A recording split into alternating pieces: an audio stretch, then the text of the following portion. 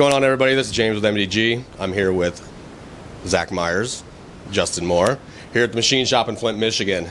So you guys are here, you've been on tour doing this here for a while now. Yeah, about close to a month we've been out so far. Actually now, right at a month. So it's been fun. We've got like 4 more shows. 4 more? Yeah. Now you've actually been doing this acoustic thing here for quite a while with other artists. Yeah, it's kind of like it's our little group that we have in Memphis. So since 2011, me and Chris Allen, me and Zach Mack have done it twice, and now me and Justin.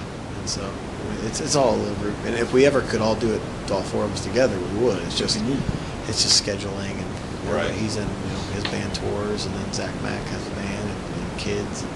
I'm the only kid with one right now that you know of. Thank God.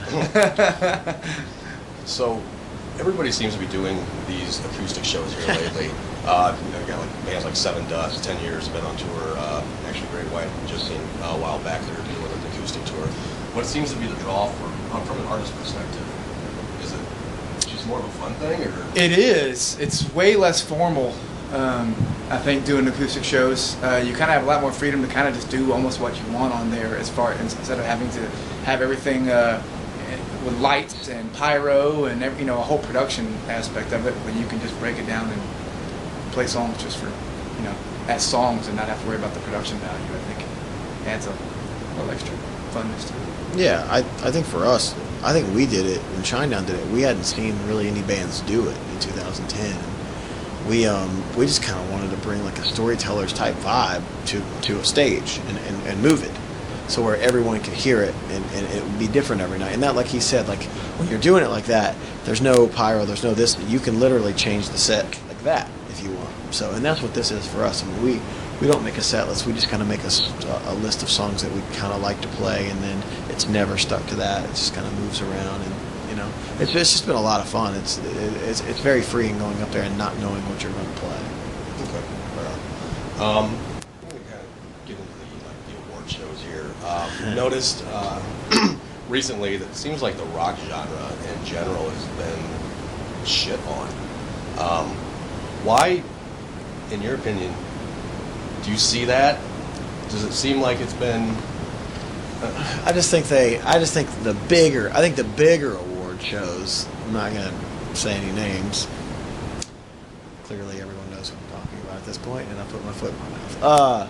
No, I think their idea of rock is very skewed. When you've got certain bands winning rock awards that aren't rock bands, and I think that alternative rock now is folk music. Yeah. That's what the alternative is. It's not like when we were growing up when it was Soundgarden and Pearl Jam and Nirvana and that, and Shinedown dealt with the same thing with alternative. We had trouble getting on alternative on Leave Whisper because it was the Hives and Vines and Modest Mouse and all these other bands. So I think it's just a pendulum. It swings both ways, and I think rock's just one of those ones that never goes away. Well, with that being said, there's been a lot of local radio stations that have changed their format, getting away from the rock music. Unfortunately, and I know just from the Memphis scene, there's only one rock station in the area. Is that true? There is? There is. There's not anymore. No? It's now ESPN Radio. Yeah.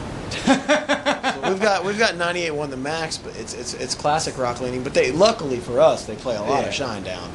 Thank goodness. But yeah, there's not like a strict new modern rock station. There's not one.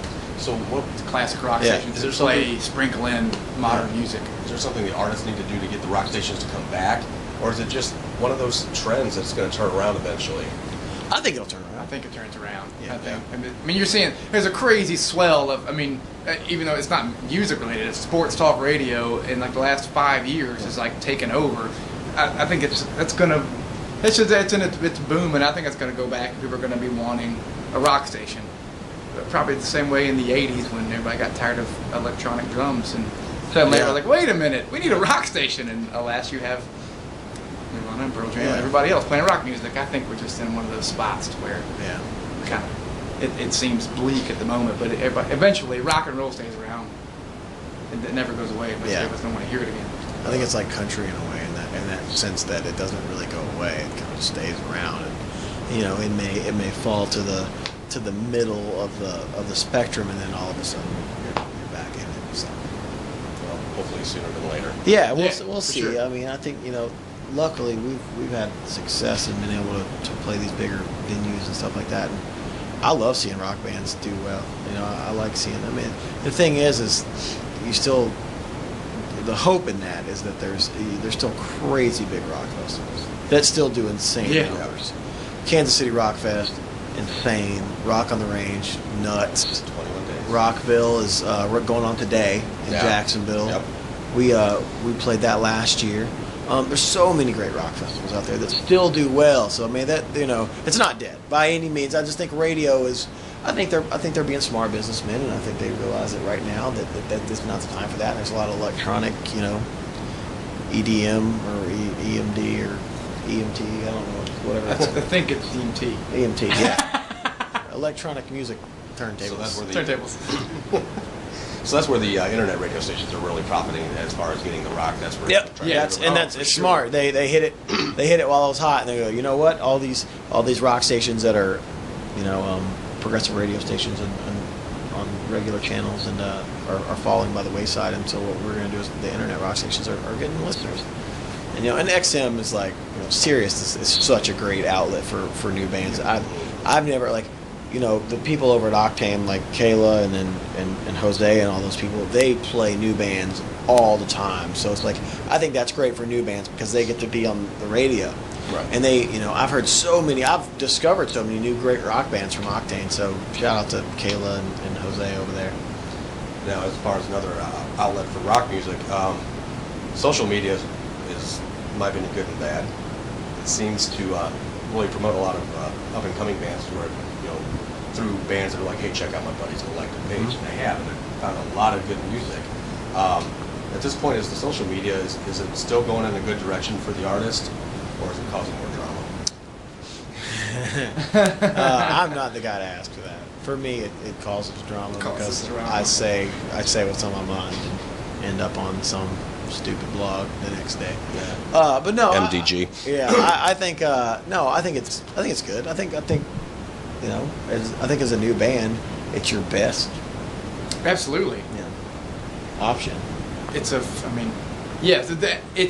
bit saturated because there's everybody's the amount of events you get invited to by a million bands. Like, who are these bands? But if That's you also you got bands that are doing really well that only Right. have 5,000 followers. You got people who have pretty knees who have 1.2 million followers just because they have pretty knees on Instagram. You know what I mean? You're like, okay, all right, that doesn't make a lot of sense, but it's like you said, it's saturated. But it is an easy way to discover new music, and it's a free way to get your music out there to where people would know otherwise. Somebody in Salem, Oregon might never hear of you, except they stumbled upon your Facebook page. So that in and of itself is kind of invaluable. All right, let's get to some different style. Do you guys have a guitar that is your pride and joy? Yeah, I got a couple. Yeah? If you had to pick one. Oh man, I've got a '58 Burst Les Paul. That's probably the house is on fire. Right? Grab the guitar. I don't have one. That is like my end all be all. You're great, Telly.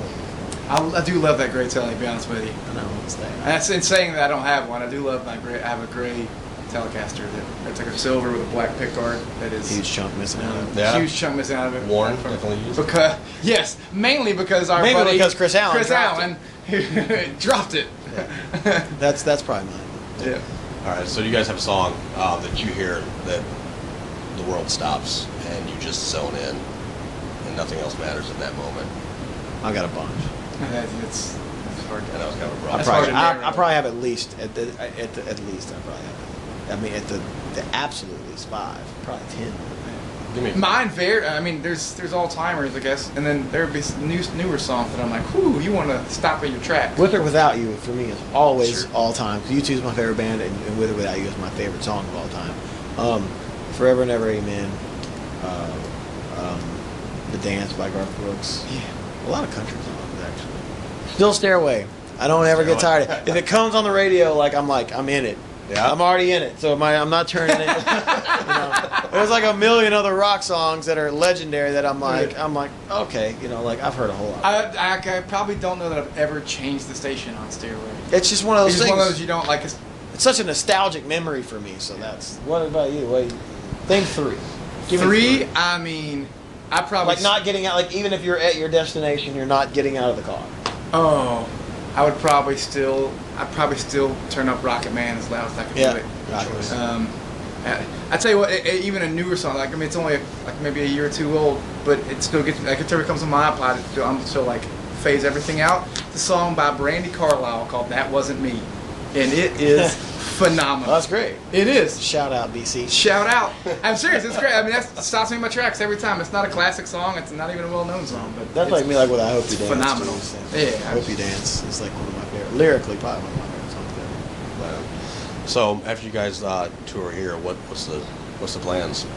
Both of you. He just had a baby yesterday. Yesterday. No, 2 days. 2 days ago. He flew home 2 days ago to Congrats. have a baby Yeah. from the tour, and he had a baby. So, and then I've already recovered so nicely. Well, since man. then. Lost all the weight. Very slimming. He's lost all the weight, and we're gonna go home and we're gonna take some time off. He's gonna be with his family. I'm gonna kind of hang and. So it seems We like might you're make always Alan into something. Myers more. I think we're gonna make an Alan Mac Myers and More record. Nice. Which is we made an Alan Mac and Myers record, and now we have more. Plus more. Plus more. Yes. I like to play on words. Yes. We didn't do that on purpose. No. So we're probably gonna make another one of those records, and Shinedown will start making a record latter summer, early fall. Right on. I won't say a time, but yeah. Cool. Well, guys, hey, I appreciate your Hey, time. no, thanks. Absolutely. Thank you. So, MDG, Justin Moore, Zach Myers, thanks for watching.